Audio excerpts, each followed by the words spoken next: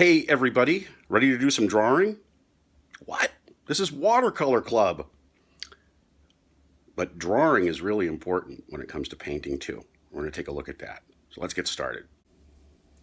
Okay, so yesterday we made some watercolor paintings, and I've got the ones I made here. Check them out. They're actually, because the paper was really wet, the paint bled through to both sides. And what I want you to see here that's really cool, I've got another one here too.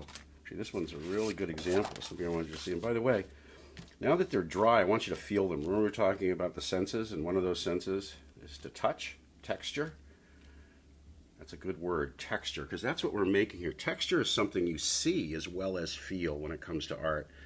Now I'm zeroing in on a piece of this picture. Let's go back and look at the whole thing again. We're making a river, right? Trees, water, shore, clouds, fog, right? But we're letting the paper do the work. Now that it's dry, we can go in and feel that texture. Feel how the paper has a texture to it, and that texture has left some marks in some cases. You might have this in your painting somewhere. So that reminds me very much of a tree, because that's what we wanted to make anyway, right? And I can actually use that to make a tree, make it even more defined. So we go over here. I actually have some colored pencils here, maybe some crayons to use. And I'm going to use a dark green colored pencil. And I'm going to go in and I'm just going to add, now that it's dry, that's why we wanted to wait for it to be dry. If you did this while it was wet, it wouldn't work.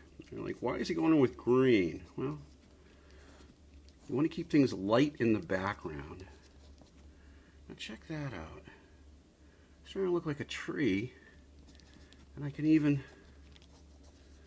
define it a little bit. Now I'm going to go back. I can go into my brown.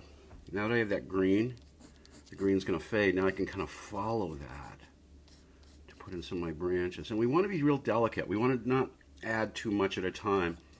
It's one of the reasons why we waited a day too. We want to be patient. That's one of the fun things about doing this kind of exercise. You have to be kind of patient and make some of these paintings ahead of time and let them dry up and dry off before you draw into them. So look at that right there, some more leaves. Look if we go really close in. See the light spaces? We don't want to cover the light spaces. We could even darken around there to make even more leaves. Check that out. The paint and the paper has really helped us to draw something here. And if we go out here, we can see there's a lot more to do on this drawing. I'm going to show you another one. I'm going to work into this one particularly. This one, let's go take a look up at these trees. See how the sky and the trees meet, and look, the water, the way the water and the paint worked with the paper to create texture. It looks like it's fading into the fog. And you can also see an edge of like leaves. Let's go up to the clouds. Look at that beautiful cloud right there. Right? It's all just sitting there.